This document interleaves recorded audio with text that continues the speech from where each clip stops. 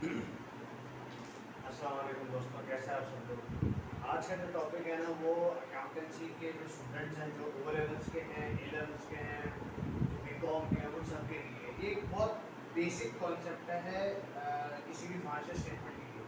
आप लोगों ने देखा होगा प्रॉफिट एंड लॉस स्टेटमेंट के अंदर, statement of profit and loss के अंदर एक चीज़ आती है कॉस्ट ऑफ गुड्स सोल्ड, कि आपने माल कितने का माल बनाया, उसकी कॉस्ट जो आपने सेल की है ना, ऊपर सेल आता है, कॉस्ट ऑफ सेल आता है, तो आपने उस सेल्स के लिए कितनी कॉस्ट इनकर की है।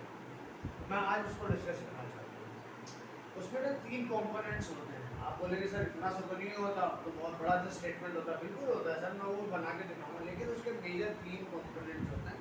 मैं आपको बताता हूँ। एक होता है रॉ मटेरियल कंज्यूम, कि इस गुड्स को बनाने के लिए जो आपने सोल्ड किया उसके अंदर रॉ मटेरियल कंज्यूम कितना किया, कंज्यूम मैंने वर्ड यूज किया कंज्यूम। फिर उसमें होता है डायरेक्ट लेबर। डायरेक्ट लेबर कितने ऐसे लोग हैं इस कंपनी के कितने ऐसे लोग हैं जिसने इस प्रोडक्ट पे काम किया। और एक आता है फैक्ट्री ओवरहेड, कि अदर देन दैट कितने खर्चे हुए हैं। तो इन दोनों का जो सम होता है ना, उसको कहते हैं प्राइम कॉस्ट, उसको कहते हैं प्राइम कॉस्ट। अब मैं आपको इसकी चीज़ का कॉन्सेप्ट समझ में आ गया दोस्तों कि ये है क्या चीज़। सबसे पहली बात है कि कॉस्ट ऑफ गुड्स सोल्ड बनता है इस तरीके से, ये इन तीन एलिमेंट्स का सम है। अब सबसे इम्पोर्टेंट क्या चीज़ आती है, मैं आपको बताऊँ। रॉ मटेरियल की जब आप बात करते हैं ना, वो लाजमी सी बात है, जब कंपनी ने जब पहले से काम कर रहे हैं तो उनके पास कुछ ना कुछ ओपनिंग स्टॉक होगा, ओपनिंग बैलेंस होगा रॉ मटेरियल का। उसके बाद होगी परचेजेज होंगी उनकी, रॉ मटेरियल की परचेजेज होगी। दोस्तों याद रखना हमेशा बार, रॉ मटेरियल की परचेजेज होगी। इन दोनों को ऐड करके तो आपके पास क्या आ गया, raw material available for use, available for use या अवेलेबल फॉर कंज्यूमिंग की बात। क्लोजिंग स्टॉक माइनस कर देंगे, लाजमी सी बात है, कुछ ना कुछ तो बच गया होगा ना, जो प्रोडक्शन अगले साल के प्रोडक्शन में काम आया होगा, अगले साल के प्रोडक्शन में काम आएगा। अब मैं आपको थोड़ा सा कॉन्सेप्ट बताने की बता।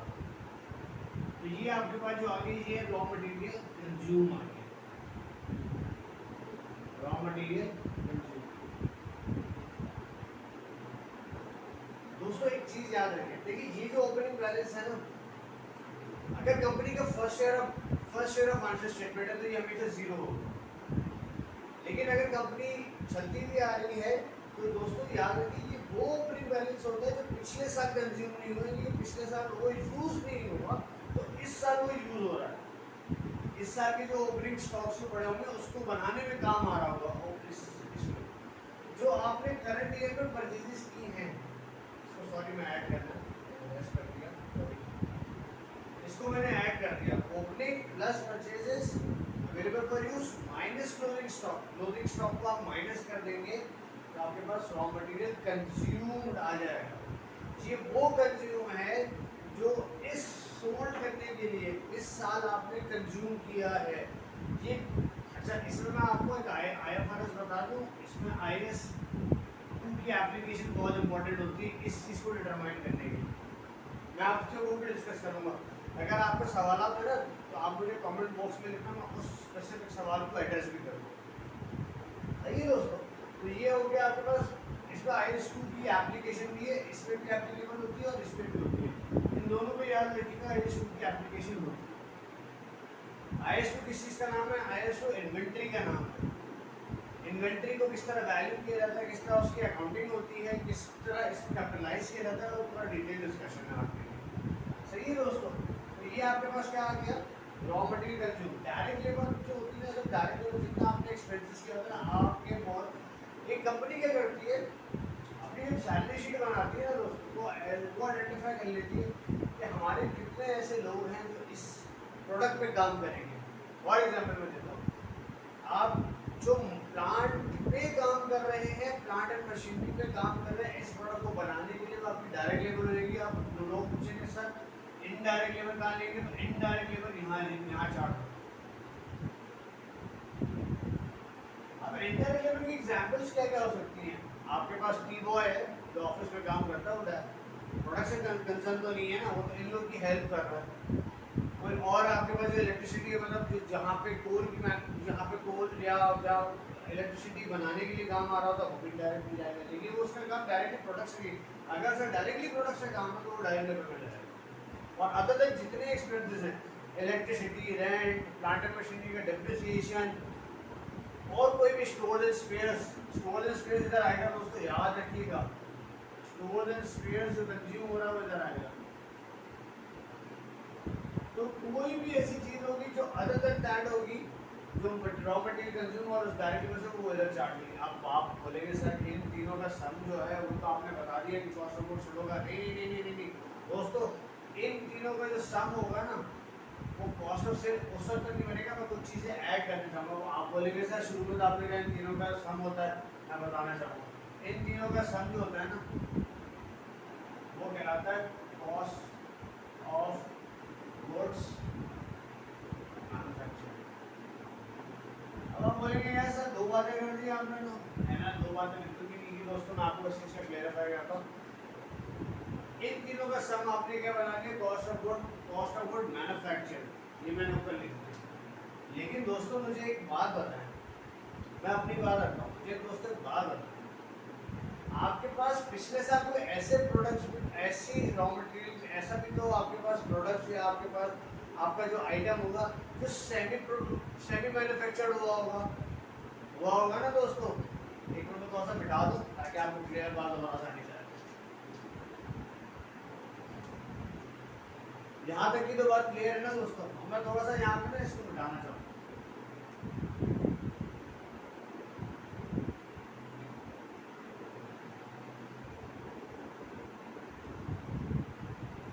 इन तीनों का मैंने सम बनाया दोस्तों, क्या बनाया, कॉस्ट ऑफ गुड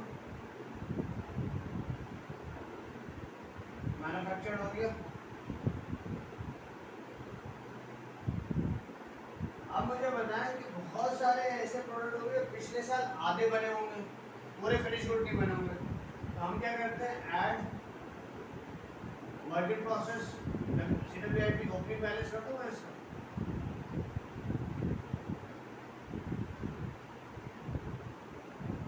सही दोस्तों, इन तीनों का सम और उसके बाद ये ऐड हो गया। इसमें जो मैं लेस करा दूं CWIP work in process closing stock, जो कि अगले साल फिनिश गुड बनेंगे। अगले साल फिनिश गुड बनेंगे ना दोस्तों, अभी तो नहीं बनेंगे। सही है। इसके बाद ऐड करा देता हूँ मैं फिनिश गुड्स का ओपनिंग बैलेंस लेस करा दूं मैं फिनिश गुड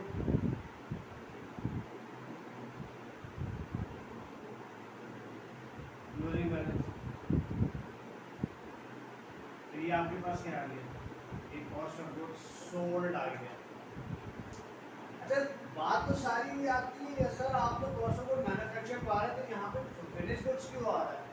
देखो दोस्तों मुझे एक बात बताओ, कुछ ऐसे प्रोडक्ट्स पिछले साल तैयार हो गए जो इस साल सेल हुए होंगे ना, अगर पूरे मैन्युफैक्चरिंग अकाउंट बनाने जाओ ना तो वो यहाँ खत्म हो जाता है, यहाँ पे लाके खत्म हो जाता है।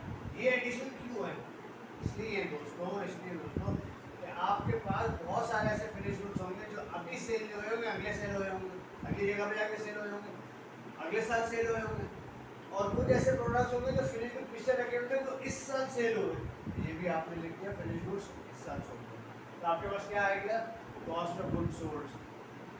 अब अगर इसमें कोई भी आपकी क्यूरी होती है ना दोस्तों, तो आप मुझसे पूछ सकते हैं कि सर ये आपने कैसे डिटरमाइन कराया, ये किस तरह। थोड़ा तेज हो जाता है बंदा, लेकिन आपसे रिक्वेस्ट है कि अगर आपको कंफ्यूजन हो ना आप मुझसे पूछ सकते हैं। देखो दोस्तों मैं बात बोलूँगा, अकाउंटेंसी जो है ना वो कॉन्सेप्ट बिल्डिंग पर है, घंटा नहीं लगवाना। मुझे पता है यार बहुत सारे इंस्टीट्यूट्स हैं पाकिस्तान कराची के अंदर जो इस चीज़ का स्पेसिफिकली इस चीज़ का बीकॉम हो गया, इंटर कॉमर्स हो गया, ओ लेवल जे लेवल्स के अंदर मैं आपको बताऊँ रट्टा लगवाता है। मैंने एक भी चीज़ फिगर नहीं लिखी है, मैंने सिर्फ आपको कॉन्सेप्ट क्लियर करने की कोशिश कर रहा हूँ।